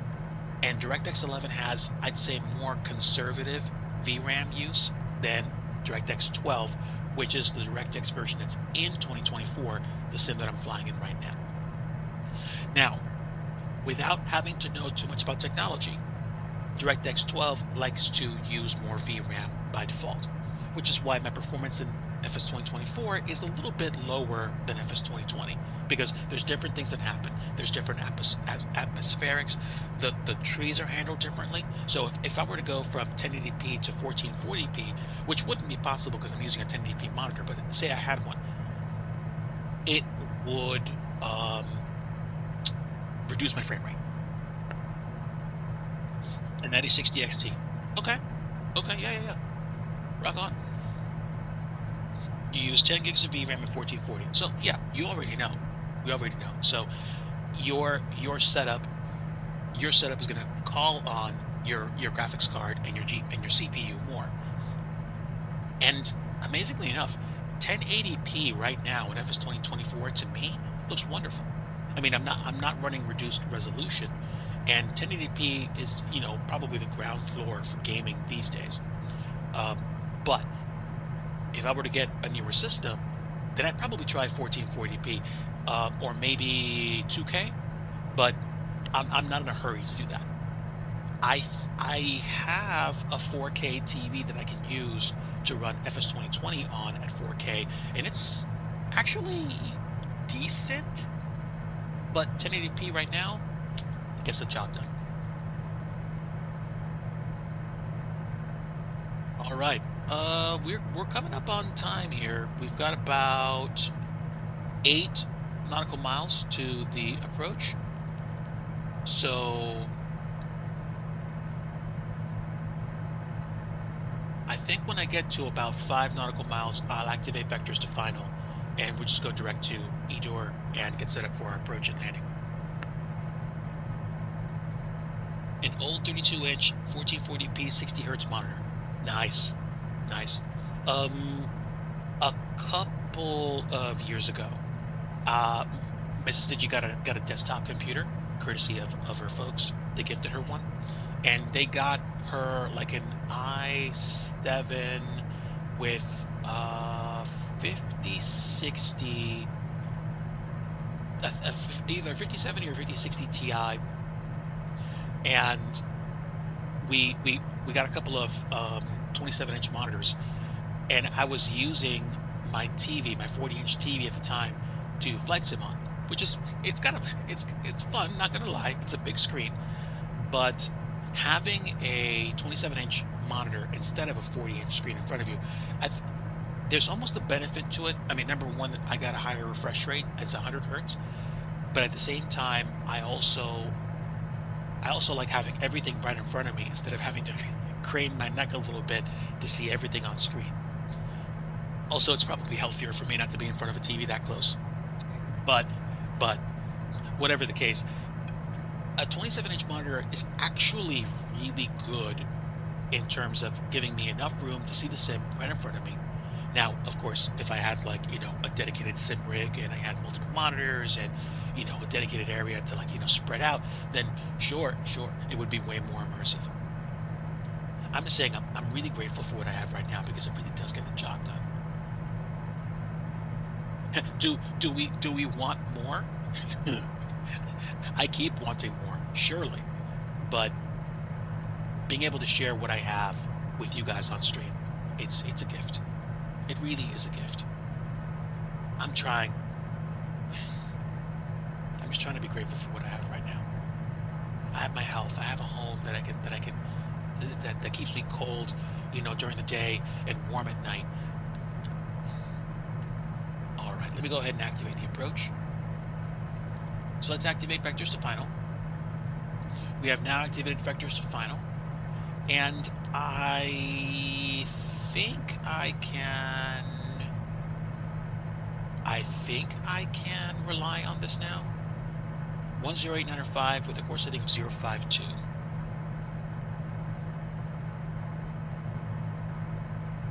Oh yeah, I agree. 16 gigs of VRAM is like the new minimum now. If you're an 8, you can make some compromises. I'm good, but at the same time, it's not easy. Runways in sight. The glide path hasn't turned on yet, so the localizer might be another 5 nautical miles out. Let me actually go to 052 and see if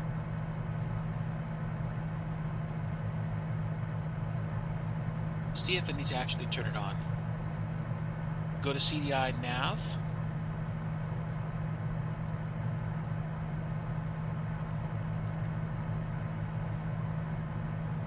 It's okay if I orbit here for a little bit.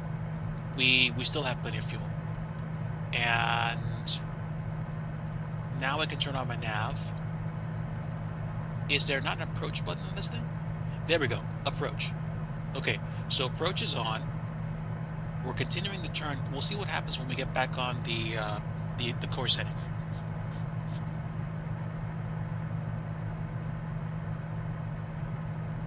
Let's see. We're kind of orbiting at the beginning of the approach.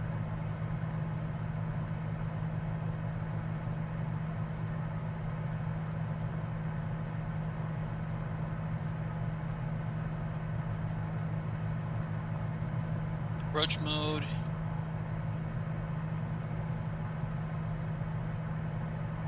There we go, approach mode.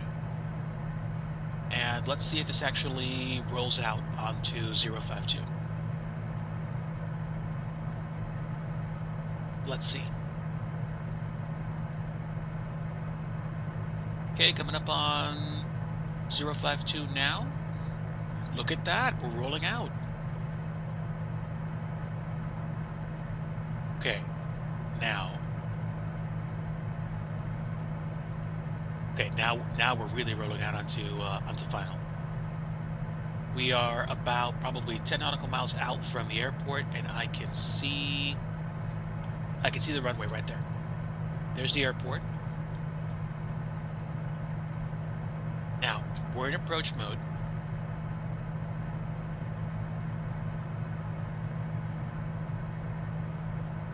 Let's see if we actually descend. We're VLOC. Let's see if you actually activate. Because we do have 108905 set, unless this is actually what needs to be on. So swap frequencies. IRQ. No, it shouldn't be IRQ. I don't think. It should be GJC. So swap the frequencies again. There we go. There it is. There it is. And we're coming up on odd now. Let's see if we begin to descend. If we begin to descend, we're locked in.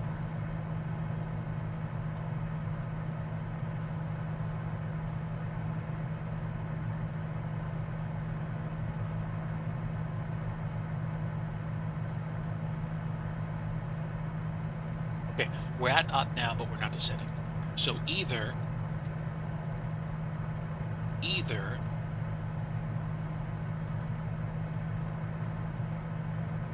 no, it's okay. I mean, we can go visual, but I think I messed something up, so it's all right. We will go manual, turn off yaw damper, and go down manually.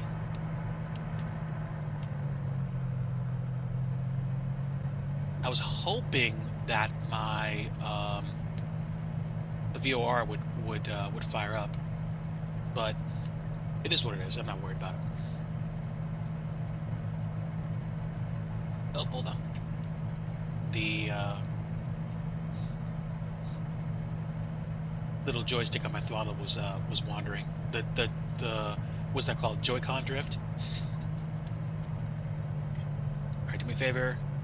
Full engine prop, full mixture,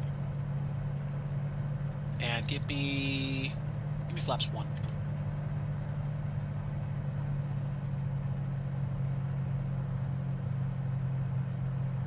I still have to learn, I guess, how the GPS works, or the VOR works. But yeah, I actually think the unit that's actually below the HSI is actually my glide path. I think that's it. I was looking in the upper right hand corner, and I think that's that's VOR 2. So it actually was working this whole time. It's just that it's not going to descend for me because it wasn't even an RNAV approach. Okay, a little high. Give me flaps again. Pretty windy. Let's take it in. Gently, gently.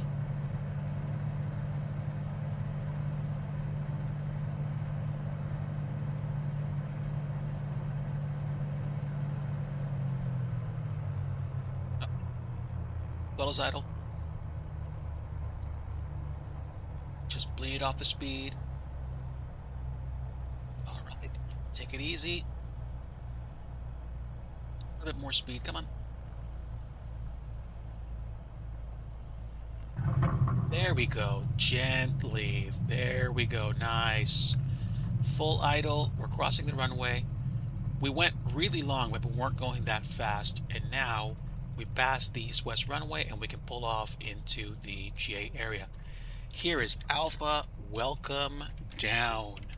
Oh, I definitely floated. If my friend Sogan Okami were here, he would be cracking jokes about that. I wish he was, because that would have been a good roast right there. But we arrived. Welcome to Colombia. The time is float landing o'clock, and I forgot to turn on my fuel pump boost, which would have been probably the correct thing to do when we came into landing configuration. But now I learned that this VOR, or not VOR, but this is actually what I should be paying attention to. And this is actually a secondary VOR. So here is the FBO. Let's go ahead and go in.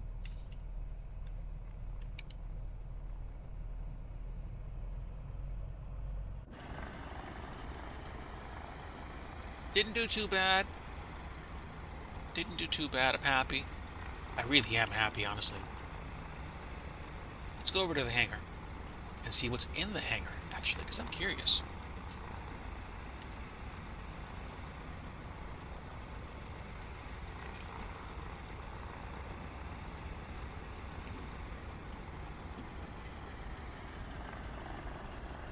Ooh, nice.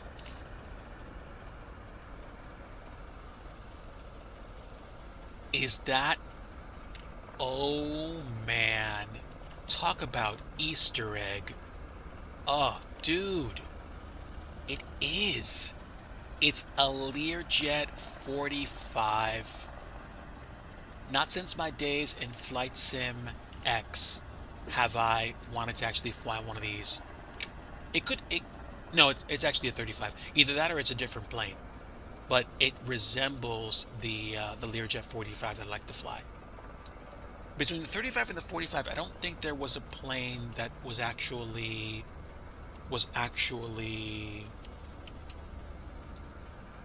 designed like that.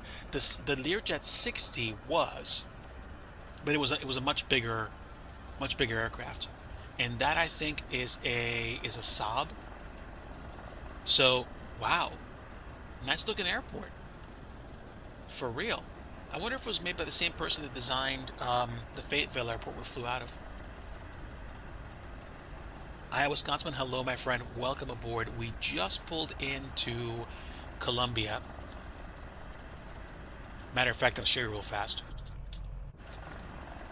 So we are at the GA ramp. We're at a nice looking hangar right here. Look at this beauty of a plane right here. I'd like to fly the 45 at some point soon. And this is Kilo Charlie Alpha Echo. We just got here literally a few minutes ago. Eagle Terminal, Eagle Aviation.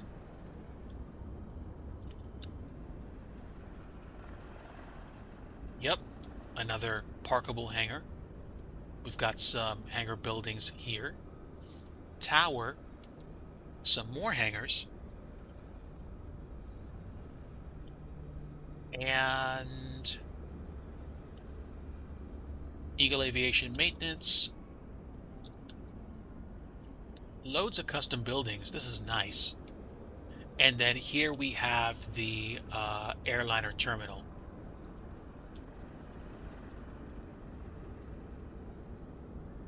I'm pretty sure this doesn't have an interior, and honestly, it looks really nice. We've also got some live traffic. Looks like a... Is that Republic? No, GoJet. And yeah, this is Charlie Alpha Echo. Nice little airport. I like it. It's simple and it really kind of just hits home. This is the kind of scenery dev that I need to be doing more of, to be honest. I need to really just kind of get after it and be like, okay, DG, enough. Start cranking the airports. Let's go. But I do like the GA flight that I took today. This was really nice. And it's just a nice design, and that's it. You're good. Probably not a bad place to fly to in South Carolina, my guess. So there you go. There you have it. Okay, let's go ahead and park it for now. Full idle on the throttle, and full forward on the prop, and full lean on the mixture. How much fuel do we have left? We have 13 gallons in the left tank and 27 on the right. So if we did another flight, we'd be using the right tank for that one. But I'm just chilling for now. Let me turn off the anti-collision lights in the pitot, and yeah, this flight's in the books. How long was that? Let's see how long we've been on stream. So basically, it took me about, what, like 30, 45 minutes to pre-flight the plane and to fly out here. So about 45 minutes to an hour. So yeah, sounds about right. Basically, at GA speeds, at somewhere between 140 to 130 knots, 120 or 130 some odd nautical miles takes about an hour, which is good. We didn't come across any nasty thunderstorms. Grateful for that. And we landed the bird safely. I just didn't want to slam it down. We did float, but that was probably also because it came in really fast with a lot of energy. That final flare that just carried it like, what, 4,000 feet down the runway. But we made it.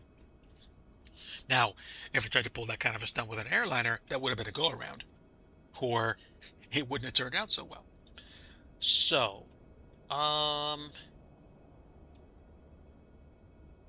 turn off the avionics, turn off the magnetos, and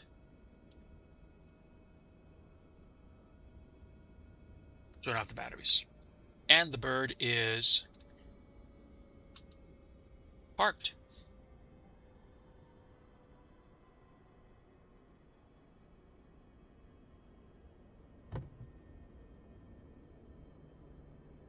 And can I open the door from here? Let's see.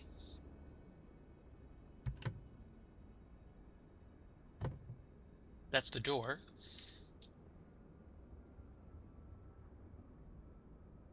How do you open it from here? There we go. There's the door handle. But does it open? Doesn't for some reason. Okay. All right. We have arrived. We'll probably call the airport service shortly, but in the meantime, can I put the chocks on this bird? How would I? I can use a debug menu. I'll do that. Covers and chocks. Let's go ahead and put the chocks on. All right. Good. So chocks are on. Let me put the... What side is the pitot cover on? On the left side.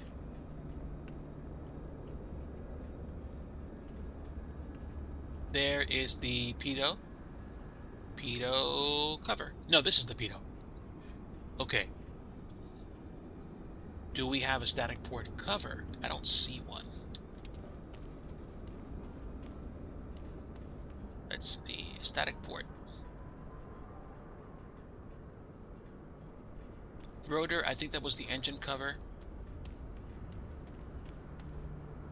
Oh, that would probably be for a chopper. Engine. That's the engine cover. And look at that. Looks like I picked up some bugs on the way out here. All right. And propeller is now in a locked position, I think.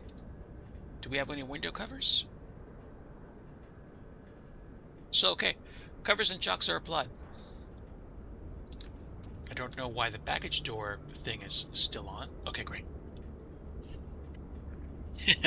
Thank you, Upshift. All right, we are parked. What time is it? It's about 5:30. do I want to do another flight? Let me take a look. Okay, if I look at Navigraph charts and I unload the current flight, and I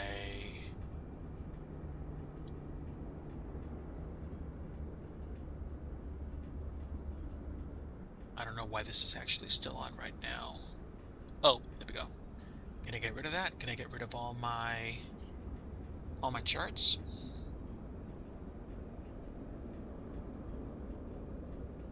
It's okay, whatever, whatever. Get rid of weather and telemetry, get rid of the chart. There we are. Okay, so we flew from Fayetteville to Columbia, and this took us about an hour, maybe an hour 10. So I think Augusta Regional would be where I would fly next. And this is considerably closer. Hello, Glitch. Thrustmaster Hotez Controller. There you go. There's your project. Nice. GG's on the Thrustmaster acquisition. Okay. So if I flew a second flight to Augusta, do I have the scenery for it? I know I have the scenery for it. I don't know that I'd use this plane for the second flight though. I might use something else. But you know what? I think one flight is good for today. I'm probably going to get up, stretch, and go check out some stuff before I downshift to making dinner. I'm going to hang out with Mrs. Digi for a little while, and then maybe do some flight simming later offline and go check something else out. There's also, I think, a project or two that I want to think about. Fun stuff for today, because today shouldn't today be a day of rest for me? Most likely. Folks, thanks so much for tuning in today. Really appreciate having you guys around. It was a nice flight. Not gonna lie, it was a nice little picturesque op, and this is a nice little bird to fly. Not gonna lie, like the ability to actually fly into and out of small and not so small airports is cool. It's got the horsepower to get me where I need to go. It's fun. I'm still figuring out how the systems work on this thing, so I might watch a YouTube video or two. Otherwise, I might do some retro gaming a little bit later, and also figure out what else it is that I want to do with the evening. I'm I'm probably not going to stay up till 4 a.m. like I did last night, so hopefully get a little bit more rest and be rested up for the week ahead. For the week ahead. So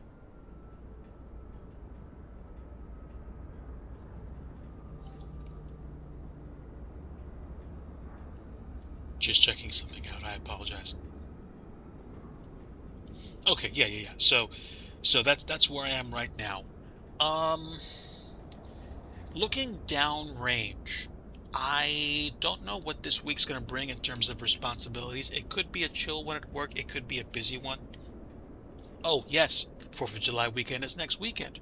Thank you, Deadeye.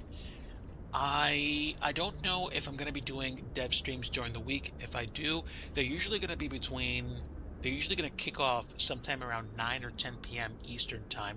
That's when I use Blender, and when I do things like placing scenery objects in the sim.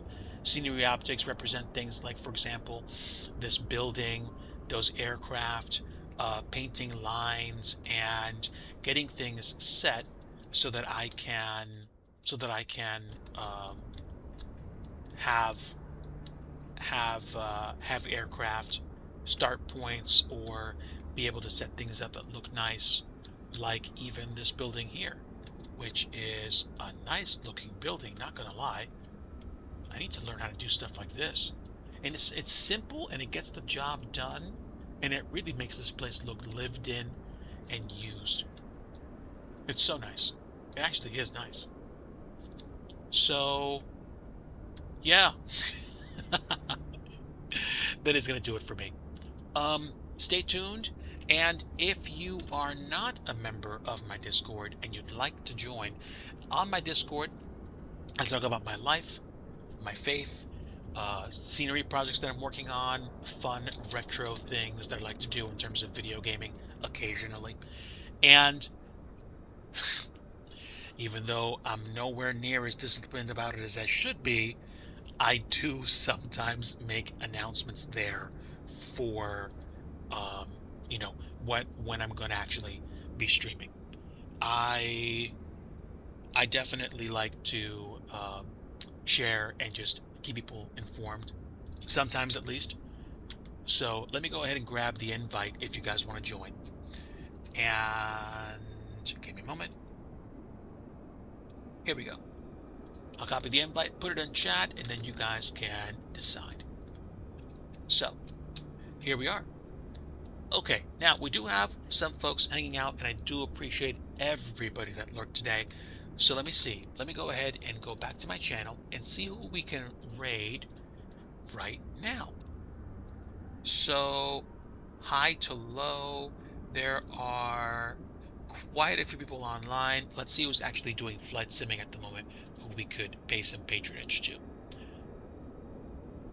So let's see. Let's see if my friend is actually streaming flight sim.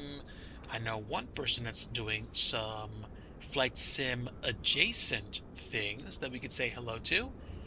And let's see if my other friend is flying. He is doing a world event for Venezuelan earthquake relief. He's away from his desk right now. Train sim. I don't know too many people that do train sim. I'm trying to see if I can keep people on a flight sim kick. But is there anyone that you'd recommend that we raid? Because if you have a recommendation, we'll go raid them just to say hey. You said flight sim adjacent. Yes, I did say flight sim adjacent. You got me there. I tell you what, we'll do this. Let me go ahead and raid Nightwolf 49. And he might actually be back to his chair momentarily. But he is flying. So let's see.